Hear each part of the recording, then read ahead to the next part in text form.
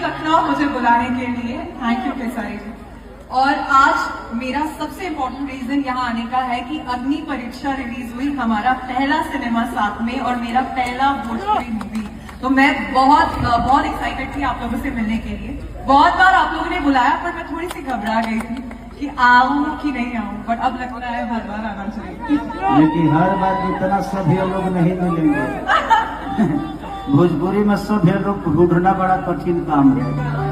तो खेसारी लाल यादव के लिए भी बस खाली फुहड़ फुहड़ गाना गा देते तभी मेरा दिमाग खराब होगा। अंडर बंडर गाना नहीं गाना चाहिए। ऐसा गाना गाओ कि बिहार के लोग जहाँ जाएं तो दुनिया कहे के चाही सरकार, हर मन हो तसंका मिटा।